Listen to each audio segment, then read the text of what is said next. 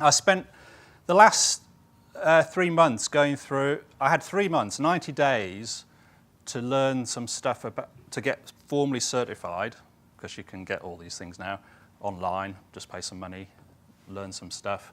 90 days to become a CSX, which sounds like some sort of brand of a Honda car, doesn't it, or something like that?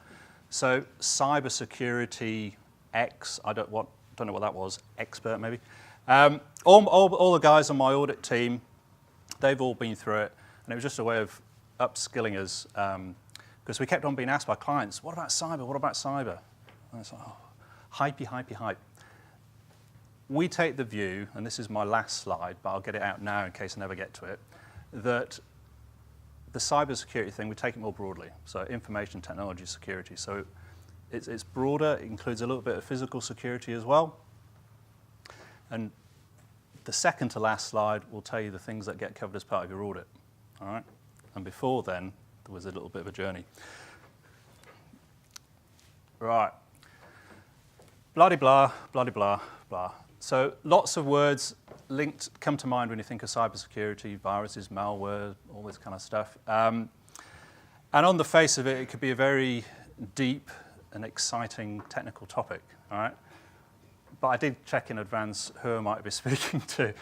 And I'm either going to get this right or I'm going to fail badly, right? But I don't want to go into all the stuff about encryptions and algorithms and the benefits of simple passwords, long passwords, complex passwords, and all that kind of stuff. And firewall monitoring and all these techie things, because primarily I don't really see the biggest risk to do with the technology, all right? So that's a big thing. You would think it was otherwise for all the media pressure you see, it's all sort of a tech focus.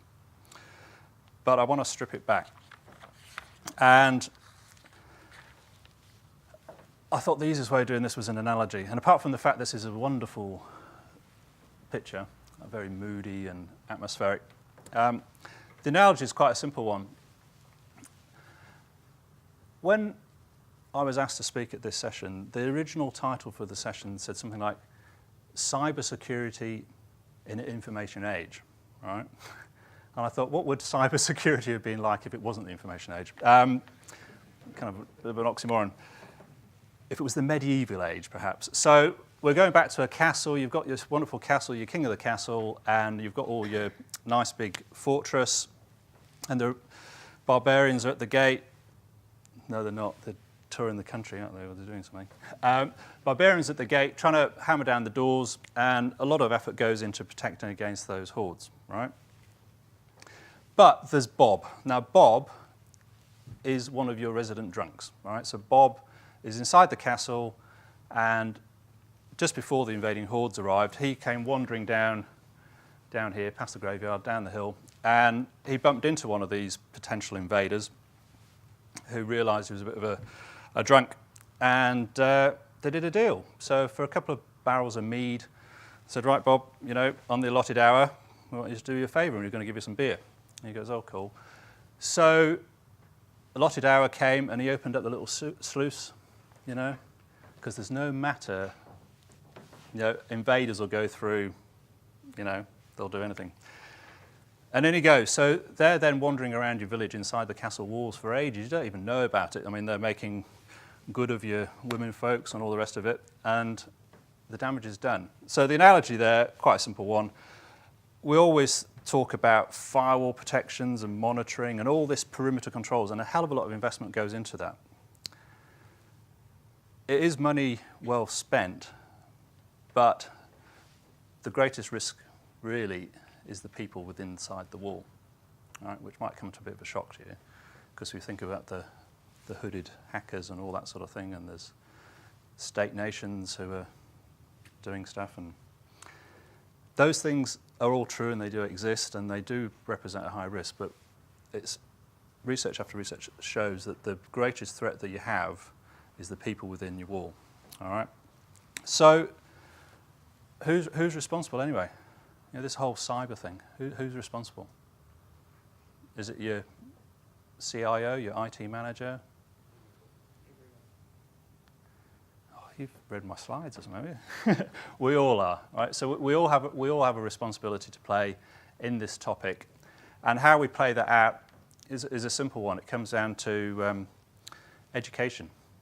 And I'm basically going to be pointing you in a few directions, which is why there's so many slides, to really good resources that exist in New Zealand for you to go off and read at your leisure, watch webinars, take quizzes, do all sorts of stuff. And I guarantee you, you go and look at any of this stuff, even if you just went to one of them, you would be so much the wiser and so much the safer for yourself and everybody else.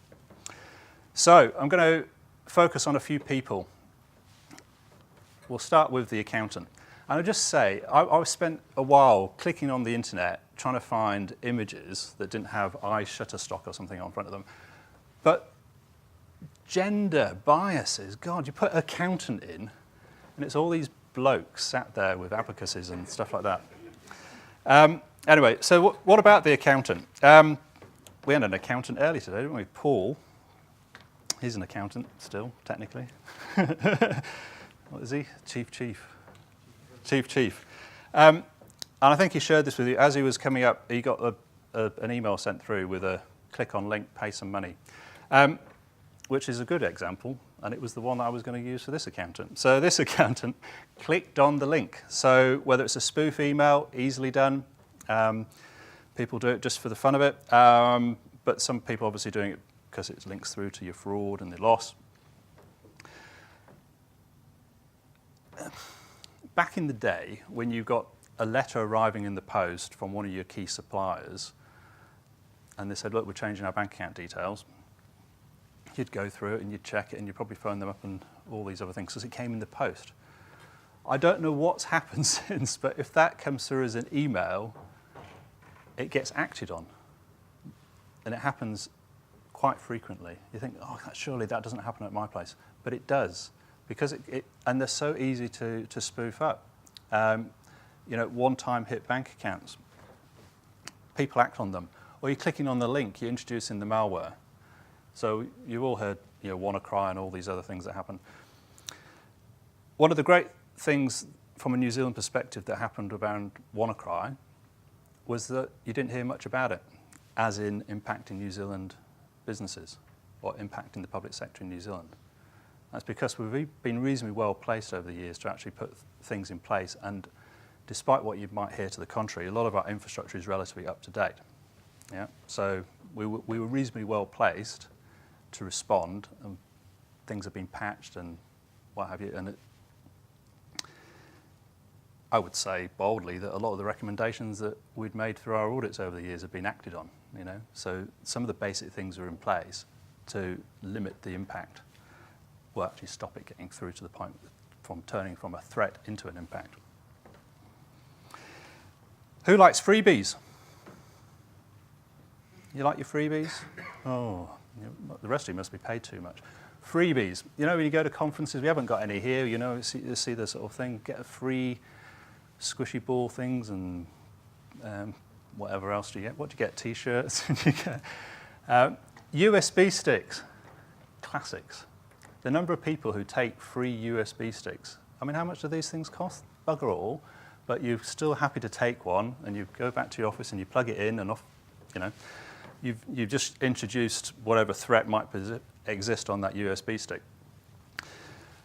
We haven't got sneaky when we're doing our audits and leave infected USB things lying around.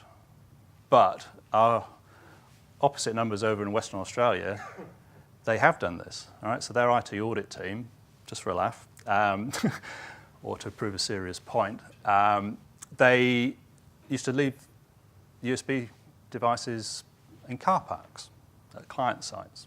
Yeah, so some well-meaning person, they pick it up, go into the office, and leave it on the desk for a while. Even if they didn't do it, somebody else will see it. Do you have to? Yeah, and they hand it over. One way or another, those devices always get plugged in. And once they're plugged in, they were then using that to create a backdoor and make the hacking thing a lot easier.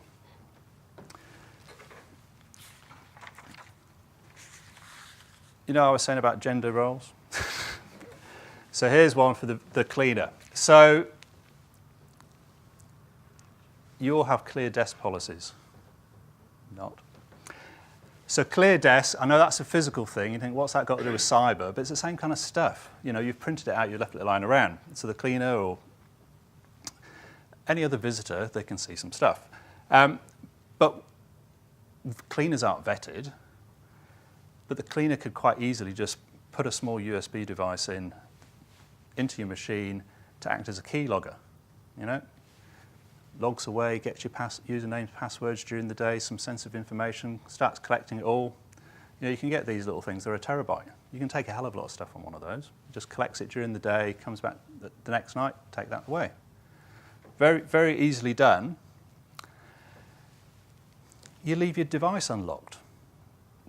Well, it's a faff, isn't it? That bloody screensaver's always coming on and you're having to go back in and do the password. Oh, sorry, it will turn, you know, leave it and don't switch your machine off or don't have your screensavers come on. Really basic things. But who are these people wandering around having a look at the stuff? And the same goes for other visitors. They might be accompanied, but they maybe not. They turn up early for a meeting. You've got some meeting rooms with ports, you know. We have a client recently.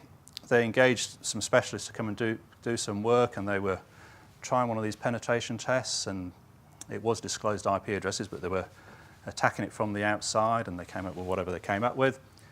One of the other things they did, they came on this side of that wall, and they just sat in a meeting room and just plugged in and used some readily available password cracking software. This stuff's all free, it's all freeware.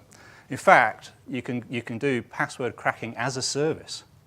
You know, it's been a huge boom for enterprises over in Estonia and Russia and other places. You can just do it as a service. So you give specify the address that you want somebody to have a go at. Off they go. You know, and you pay them, you know, whatever. But for that client, they had complex passwords, 8 characters, all the good stuff that you hear recommended. A key password was guessed within 5 attempts, and it happened to be a domain administrator's password. And once they got access to that, off they went. You know, they were into the pot of gold. Less than 5 attempts. It was complex and 8 characters. Right? And you think, how the hell could that be? It's really straightforward, really quite easy. Those people like cats. There we go. A cat. It doesn't get more technical than that. Other than the fact that I mentioned earlier, look, the use of the internet. Apparently one of the greatest uses of the internet is wasting time and looking up cute pictures and funny things to do with cats, apparently. I thought the other use of the internet was something different, and those people who remember the 1970s sitcom might get some inference of what I might be talking about there. Academia. I'm not quite sure who might be from academia in the room, and I'm sorry that they've got an Aran sweater, but that's what came up.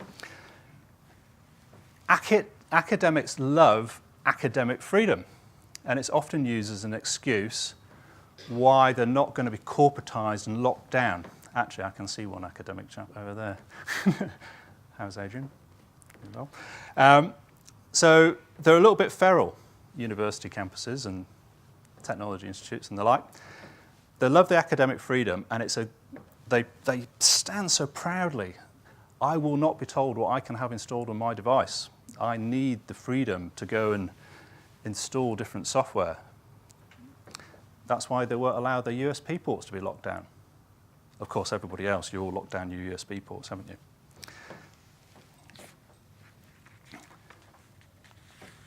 Who's this fellow? Is it a he? Is it a she?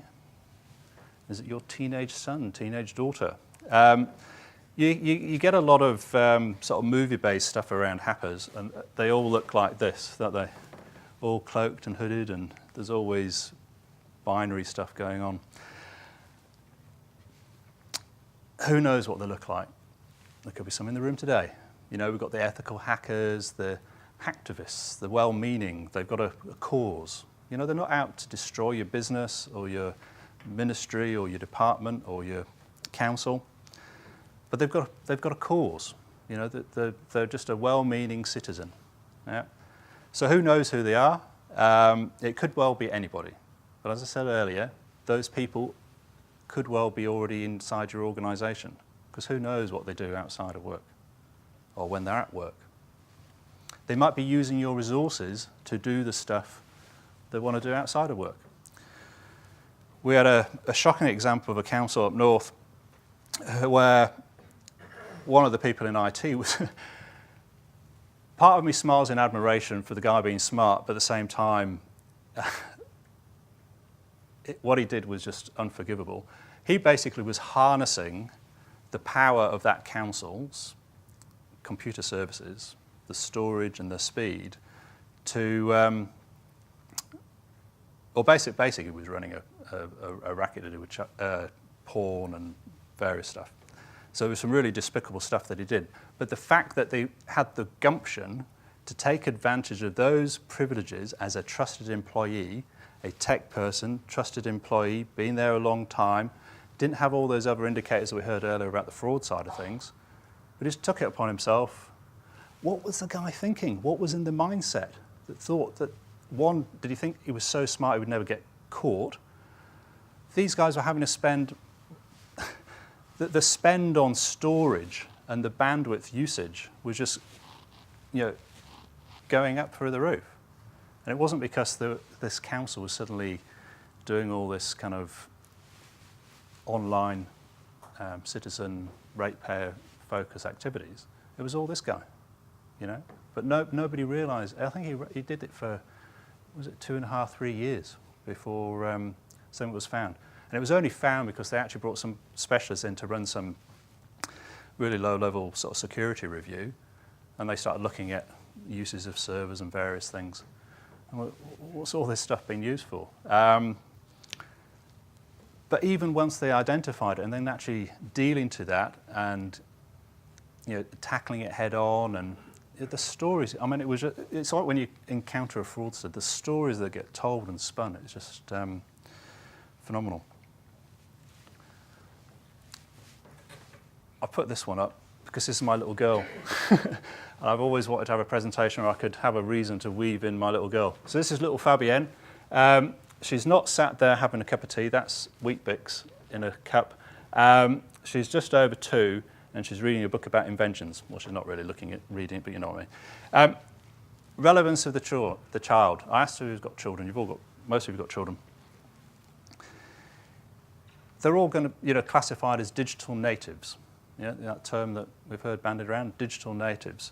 They think nothing of giving away their privacy, obviously not her yet, although she can crack my password in my phone. Right? So I've got my phone, I've got my PIN number on there. I don't like, it's a phone where I have to do the PIN number thing rather than the swipey, because everybody knows your swipey numbers. It's not hard to work that one out. So if you do swipey things, stop, because it's really easy to guess what you're doing. But the PIN number, because she's seen me do it. So she's not properly talking, yet she's worked out how to get into my phone. And the other day she had her mum's phone, and then she got quite frustrated, as only 2-year-olds would, because she couldn't get into that, because she was using my PIN number on that one. I don't know her mum's PIN number, but I do now, because she tried her mum's PIN number on my phone. All right? So, and when she gets into the phone, I can't even remember where I've gone and put all those apps. And she knows where to go. She wants to look at some photos. She gets into the right thing, looks at the photos. She wants to run the video. She runs a video. Oh, she wants some entertainment. So then she goes to the entertainment cluster and she picks Netflix and she picks her name of the choices that are available to watch her little cartoons or whatever. I don't even have a TV at home, right? So it's not like we're sort of immersing a child in technology. It's just, it picks it up every now and again, 10, 15 minutes, doing her own thing. So that's a 2-year-old, and it just gets worse. All right? So those with teenagers and all the rest of it, there's a school's expectation that they will go home and get parental guidance about safe use of devices and all the rest of it. And I'm going to point to some resources in a moment that I really encourage you to go to. So the use of social media, the stuff that you are posting as grown-ups on social media, grown-ups put the stuff you put on social media, it just beggars belief. I don't have a Facebook account, and I don't have a Facebook account because I've seen the kind of rubbish that get people put up there, but it's also enough to help me get into your systems, you know? So you put your date of birth, you put your dog's name and your where you went to school and all those other things. They're all those frequently asked questions for your banking security, aren't they? And you post them on your Facebook. And if it's not there, they'll be on your LinkedIn or be on some other social media thing. It's phenomenal what people disclose quite readily, and I've done it myself. I gave up my privacy to get a free coffee. All right? I went to a conference recently, and there wasn't coffee out there. They had a coffee cup, Mojo, making some nice coffee. The only way to get that coffee was to use your Mojo app. In order to do the Mojo app, you had to download it while you were queuing and give away some of your information. But I was prepared to do that. And once I did it and I got the coffee, I thought, I don't think I've just done that. But everybody else in the queue after me and before me, we'd all done the same. So now I've got this bloody Mojo app on, and they've got my details, including my credit card details. All for a coffee. All right. So I'm no better than anybody else, other than I don't have Facebook. All right, so they're all happy, aren't they? Smiley. They're not Audit New Zealand auditors, because they're all busy. And well, they are like smiley like that. You know when they come to see you, they're all like that, aren't they? Yeah. In fact, that's a typical arrangement when they do come to see you, because you squeeze them all into that one little room around one table, don't you? Go on. It's not Audit New Zealand, because there's an iPad. We don't have those, all right, because that's not a good, well, Stephen might have one. But they're not really happy, are they? Who knows what's going on in their life, you know? They could be unhappy. They're disgruntled employee. They've just missed out on that promotion. They might be experiencing workplace harassment or bullying, and they're going to get that manager back. They may have a bit of a gambling issue. They might have a bit of a drug problem. They might have some money issues. You know, they've been trying to save for that deposit for the house. You know, it's just eking away, 24% increase in Auckland. They can't get there, and something flicks in the brain. So it ties back to some of those fraud things. What's a background motivator? You know, the money thing again. And for money, people start doing stupid stuff. So you've got these information assets, you've got this data, which, trust me, it is incredibly valuable, and you need to think about why it's valuable. You might not think that it can be monetized, but there's a hell of a lot of stuff that can be monetized, and people do it for quite small sums of money. There was a figure quoted that people will give away access to systems for $20,000. I thought it was an incredibly large amount of money, because I've seen examples where it's $500.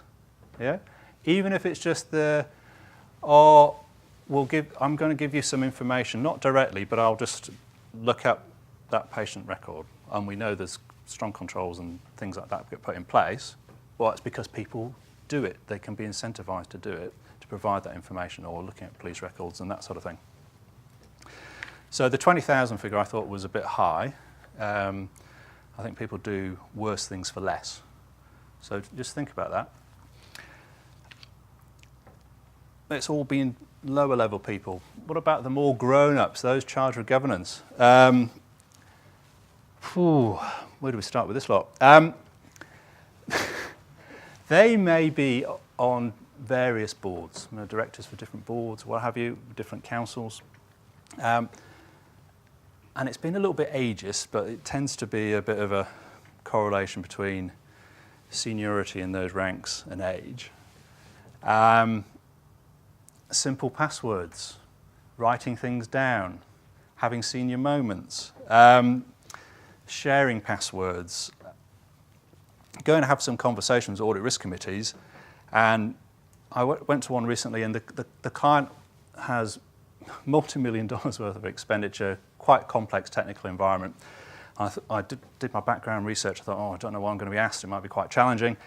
I didn't need to worry, because one question was, Alan, tell me why and it was a wee while ago this, why is it that my son was able to go down to Dick Smith's, this is putting a time frame on it now, go down to Dick Smith's, buy some antivirus software, come home, install it all done and dusted in a half an hour or so.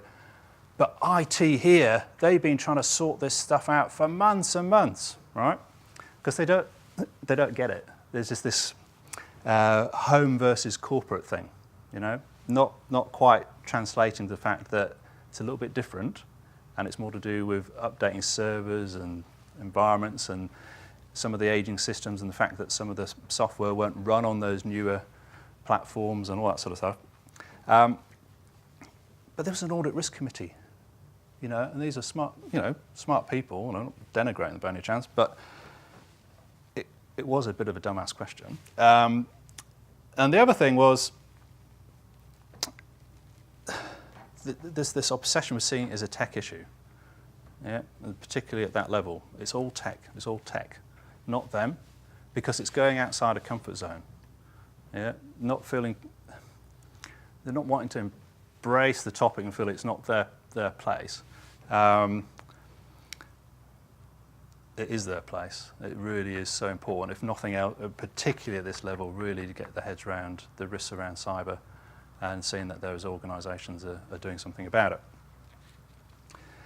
Oh, I think the other thing that was came out of the Audit Risk Committee was, why can't we have iPads?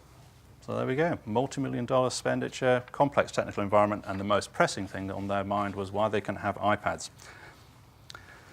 For those people who like dogs, there's a dog picture. I've got nothing to say about that other than the fact that I used to have a Newfie. Right, I promised you that I would point you at some resources. You're going to have to write really, really quickly or wait until these slides become available on our website, because this is where I'm going to start rattling through. We are blessed in New Zealand. We've got huge amounts of resources, loads of agencies that are all touching on the topic of cyber. Right? And for those who didn't know, New Zealand is one of the members of the Digital 5, global nations, Digital 5. So there's the UK, New Zealand, Singapore, Estonia, and Israel, right? Strange bunch, but we're up there and leading the charge in a whole bunch of topics. I think the guys from the GCIO have been out leading a few channels for discussion around, you know, up in the world, and they're always getting requests from other countries to come to New Zealand to, well, of course they want to come to New Zealand, don't they? Where can I go that's further away? Let's go to New Zealand. No, they come to New Zealand in the summertime for an extended holiday, but while they're here, they come just to find out how the hell are we managing to do it, you know? So we heard before, Transparency International, #1 around corruption, non-corrupt. D5 for the tech thing. Now you might be thinking, well, I don't think we're that good about tech, but in context and in comparison, we're actually doing really well as a country. So that's something to be proud about. And these resources are something else to be proud about. So I'm going to whiz through. Take those photographs off the screen as we go. So New Zealand recently established a cert. I think the 20 odd million being put into that over the next few years. This is my first go-to place now. Connect Smart. If there's nothing else you do tonight, when you go home, please go to connectsmart.gov.nz, right? And start doing the quiz and start trawling around that site. You will find it invaluable, and I can't say more than that. For those Institute of Director members, there's governance resources in there. There's a cyber risk practice guide.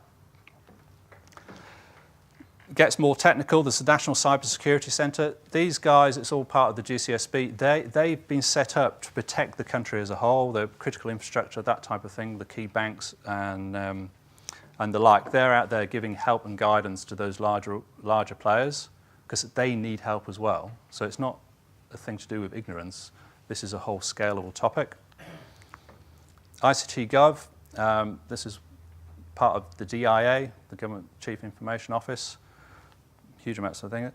If you didn't go to Connect Smart, go to NetSafe. So I'm doing that for you as individuals and for your family as well as for your organisations, definitely go there. Department of Prime Minister Cabinet, there's a national policy around all this. They've got a strategy around cybersecurity, worth a read, because that's where we're going as a country, and your organisations all have a role to play in the country achieving its objectives, because it just takes one weak link amongst the whole to let the side down. I'm going to keep going. There's the police side of things linked back to SFO, but the police have some responsibilities there. There's protective security requirements. This is more for the geeky side. I mentioned the GCSB security manual. That's the shoulds and musts. It's hundreds and hundreds of pages. Really leave it for your IT guys. But it's worth reading the exec summary just to understand the responsibilities that you might not have to follow because you might fall outside the agency remit. But even if you do, it's still worth considering. There's stuff specific to sectors, such as the IT board. I think they've changed the name to be a digital advisory board now. There's professional bodies, so asaka.org, that's one of the bodies that I'm a member of. That's basically membership for IT auditors around the world. And that drills down into the cybersecurity nexus, the CXX thing, which is what I've been covering recently. You'll have this on the website. It's just about risk management, the same as you cover any other topic. Understand your risks, and you could put that column of stuff against a whole bunch of other considerations, not just for cyber. Manage them, treat them, minimise them, transfer them. Lots of insurance policies coming out now. Be sceptical, because you kind of got to have controls to a certain level before you can be accepted as an insuree. And it kind of, you might have got to the point where you might not need the insurance. You might have already got your systems up to a point, and then you accept the residual risk. The basics really do make a difference. When you go to all those resources, and I really encourage you to do so, you'll find so much more out, and it gives you hints and tips. And if you want what 5 things can I do, what 9 things can I do, it's got all that kind of thing. Quizzes to test your knowledge and the like. Just keep on improving. Just learn more and more about this topic. And I'm going to stop. The next slides are basically just going to focus on the future. It's only going to get harder, so you really need to, if you feel a little bit behind on the topic, upskill yourself, because it's going to get harder, because we're entering into huge investment. There's an arms race going on around artificial intelligence and machine learning, and those things can be harnessed back on us. But when you embrace them as an organisation, which you will do over the next 5 to 10 years, you're going to introduce a whole plethora of new risks into your business.